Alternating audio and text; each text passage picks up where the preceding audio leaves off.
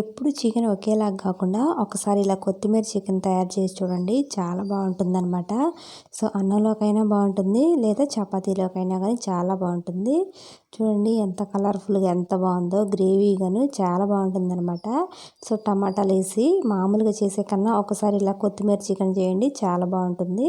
So నేను అర KG అయితే బోన్స్ చికెన్ అయితే తీసుకున్నానండి. ఈ బోన్స్ చికెన్ చాలా బాగుంటుంది దీనికి. సో ఇదంతా ఒక బాండీలో వేసుకొని కొద్దిగా పసుపు అయితే కొద్దిగా వేస్తున్నాను. పసుపు ఉప్పు కూడా 2 స్పూన్లు వేసుకొని కొద్దిసేపు అయితే ఉడికించుకోవాలన్నమాట. వాటర్ అన్నీ పోయిన దాకా అయితే ఉడికించుకుంటే సరిపోతుంది. సో పసుపు ఉప్పు అయితే వేసి ఇట్లా మొత్తం ఒకసారి కలుపుకొని ఇట్లయితే ఒకసారి ఉడకబెట్టుకోవాలన్నమాట. సో అందులో ఉన్న వాటర్ పోయిందాక ఉడకబెట్టుకుంటే చాలు. ఈలోపు నేనైతే మసాలాలు అయితే రెడీ చేస్తున్నాను. కొత్తిమీర చికెన్ కాబట్టి కొత్తిమీర అయితే కొద్దిగా ఎక్కువే తీసుకుంటున్నానండి. చూడండి ఇంతైతే నేను తీసుకున్నాను అనమాట. సో ఇందులోకి కొద్దిగా అయితే పుదీనా ఆకులు కూడా కొన్ని తీసుకుంటున్నాను. పచ్చిమిరపకాయలు అయితే ఒక 4, 5 ఇట్లా సన్నగా కాదు 2 ముక్కలు చేసి అయితే వేసుకుంటున్నాను.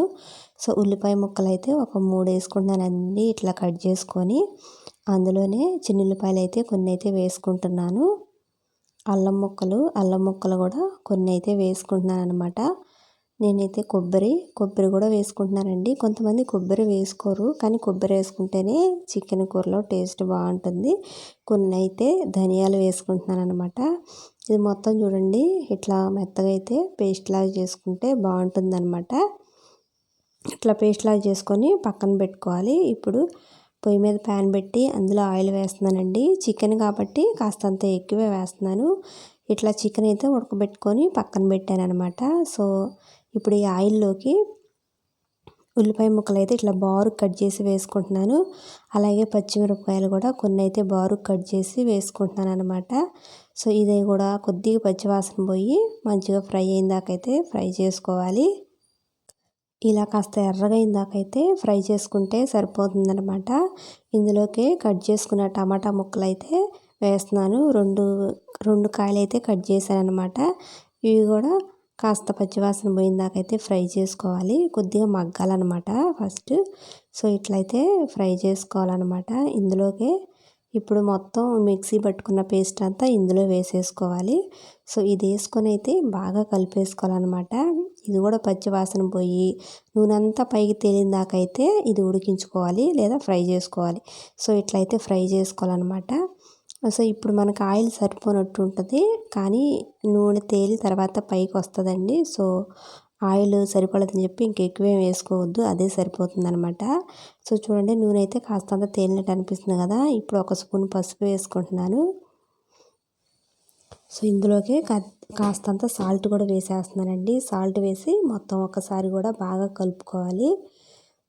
మొత్తం మనకి ఉడికేటప్పుడు ఇట్లా ఫ్రై చేసుకునేటప్పుడు మంచి స్మెల్ వచ్చిన దాకైతే ఇట్లా ఫ్రై చేసుకోవాలన్నమాట. పచ్చి వాసన అంతా పోయి ఇట్లయితే ఫ్రై చేసుకోవాలన్నమాట. నూనె కూడా పైకి తేలినట్టు మనకి అనిపించాలి.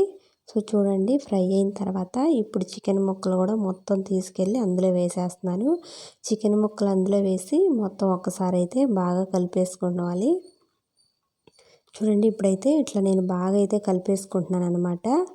ఇట్లా కలుపుకున్నాక ఈ మిక్సీ జార్లో కాస్తంత వాటర్ పోసి ఇందులో వేసేస్తున్నానండి దీంట్లో. సో వేసేసి మొత్తం ఒకసారి అయితే బాగా కలిపేసుకుంటున్నాను. ఇంకా వాటర్ పడతాయి చూసుకొని వేసుకోవాలి. సో మొత్తం అంతా కూడా ఇట్లా ఒకసారి బాగా అయితే కలిపేసుకుంటున్నాను. చూడండి ఇట్లా కలుపుకుంటానే ఉంటున్నాను నేను. సో అడుగంటకుండా అయితే కలిపేసుకుంటున్నాను. ఇందులోకి ఇప్పుడు ఈ వాటర్ వేసి ఒక 2-3 నిమిషాల తర్వాత నేను ఇట్లా కారం అయితే వేసుకుంటున్నాను. ఈ చికెన్లోకి కారం కొద్దిగా ఎక్కువే పడుతుంది. సో గ్రీన్గా కనబడుతుంది కదా. లేదు కారం ఎక్కువ వద్దనుకుంటే ఇప్పుడు అచ్చం పచ్చిమిరపకాయలైనా వేసుకోవచ్చు అనమాట. సో నేనైతే కారం కాస్త ఎక్కువ వేసాను. వేసి ఒకసారి అంతా బాగా ఇట్లా కలుపుకోవాలి. ఇట్లా మొత్తం కలిపేసుకొని కాస్త సేపు అయితే ఉడికించుకోవాలి. ఇప్పుడు నాకు వాటర్ అయితే కాస్త నేను వేస్తున్నాను అనమాట. ఎందుకంటే మరీ గుజ్జుగా ఉంది కదా. సో అందుకని చెప్పి వాటర్ ఇంకాస్త వేసుకుంటే సరిపోతుంది. ఇట్లా వాటర్ వేసుకొని ఒకసారి మొత్తం కూడా బాగా కలుపుకోవాలి. సో ఇప్పుడు ఇందులోకి గరం మసాలా పొడి కూడా వేస్తున్నాను. గరం మసాలా పొడి వేసి ఇది ఇంట్లో తయారు చేసుకున్నదే. ఇది ఇందులో చెక్క, లవంగాయలు, ధనియాలు అన్నీ ఉన్నాయన్నమాట. సో మొత్తం అయితే ఒకసారి ఇట్లా బాగా కలిపేసుకోవాలి. ఇట్లా బాగా కలుపుకొని ఇంకా కొంతసేపు అయితే మూత పెట్టుకొని ఉడికించుకోవాలన్నమాట. మనకి నూనె పైకి తేలిన దాకైతే ఉడికించుకుంటే సరిపోతుంది. చూడండి ఇట్లయితే బాగా ఉడికింది. నూనె అంతా కూడా పైకి తేలింది కదా. ఇప్పుడు ఈ ముక్కలన్నీ ఉడికినట్టు కూర కూడా రెడీ అయిపోయినట్టండి. ఇట్లా ఉన్న తర్వాత కూడా ఒక 2-3 నిమిషాలు ఇట్లా పొయ్యి మీద ఒక్కసారి కలుపుకుంటా ఉడికించుకుంటే ఆ టేస్ట్ అనేది చాలా బాగుంటుందండి. కూర ఎప్పుడైనా సిమ్లో పెట్టుకొని ఉడికించుకుంటే బాగుంటుంది. పైన కాస్త కొత్తిమీరను, కరివేపాకులు వేసి జస్ట్ అట్లా కలిపేసుకొని ఒకసారి ఉంచానన్నమాట. ఉల్లిపాయ ముక్కలు కూడా కొన్ని అయితే వేస్తున్నాను చూడండి. ఉల్లిపాయ ముక్కలు కూడా కొన్ని అయితే అట్లా వేసి జస్ట్ ఇంకా అట్లా పైనే ఉంచేసేసి కలుపుకోకుండా మూత పెట్టుకొని ఇంకొక నిమిషం అట్లా ఉంచుకుంటే కూర అంతా కూడా రెడీ అయిపోతుంది.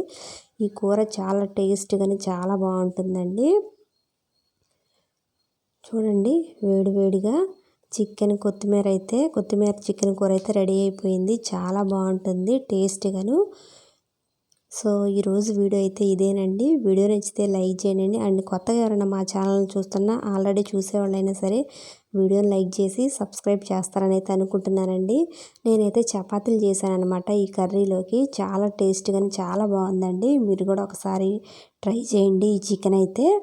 సో ఈరోజు వీడియో అయితే ఇంతేనమాట. చూడండి గ్రేవీ ఎంత బాగుందంటే అంత బాగుందనమాట. అసలు ఉడికేటప్పుడే ఆ మంచి స్మెల్ టేస్ట్ మాత్రం అదిరిపోయిందండి. అంతేనండి ఈరోజు వీడియో అయితే.